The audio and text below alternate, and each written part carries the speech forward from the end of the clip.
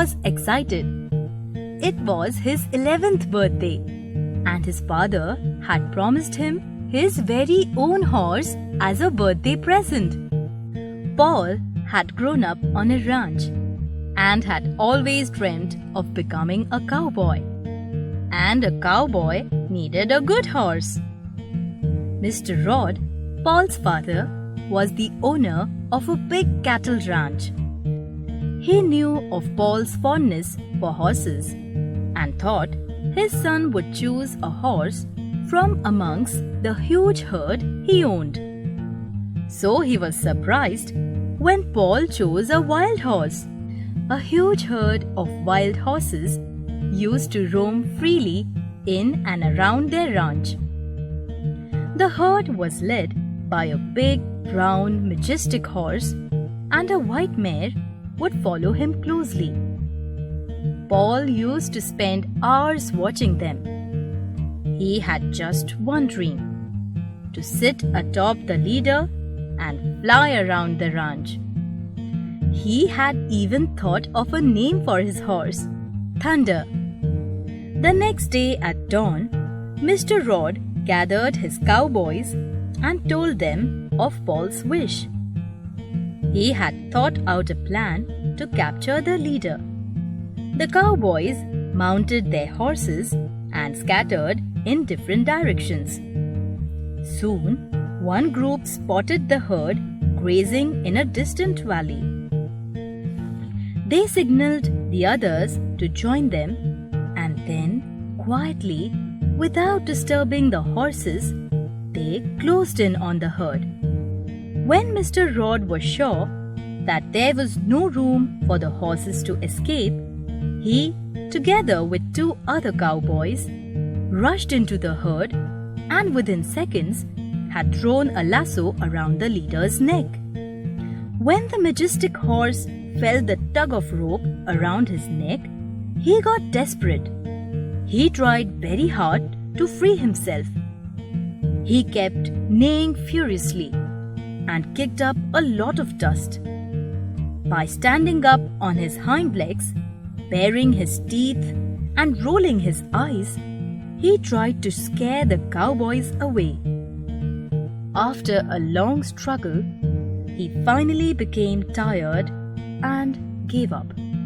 He was led to the ranch and put into a corral all alone by himself. They knew he could get dangerous if kept with the other horses in the stable. Paul's present had arrived at the ranch. The big brown stallion was upset and angry. He was a freedom-loving wild horse and hated the thought of being imprisoned. The corral had a high fence with barbed wire on top, so he knew it would be difficult for him to escape from there. But he still tried. After several desperate attempts, he admitted defeat. It was late afternoon and everyone was resting in the ranch. The captive horse was miserable, tired, and hungry. Then he heard a whinny. He immediately turned around, and there she was, his faithful mate, the beautiful white mare. He got excited and made another attempt to escape. But the corral was just too high. Hearing the noise, a cowboy who had been given the duty of watching the stallion woke up from his slumber. As soon as the mare spotted him, she galloped away into the valley. Thunder got really upset seeing his mate leaving. He made one more attempt. Running swiftly across the corral, he jumped with all his strength, a last attempt at freedom. But alas, his leg got caught in the barbed wire and he fell back into the corral with a loud thud. The cowboy who was watching this immediately rushed to the house to ask for help.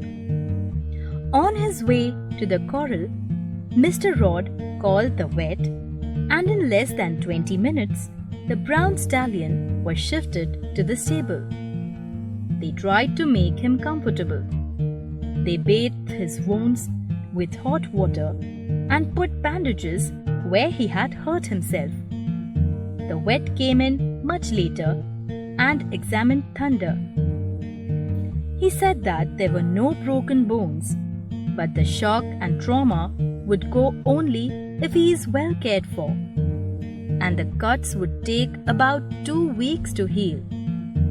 Paul had tears in his eyes as he saw the state his majestic brown horse was in. He bent over the injured horse and gently stroked him. He whispered calming words into Thunder's ears, and when he felt that the stallion was not so uncomfortable with him, he took out some lumps of sugar and offered them to him.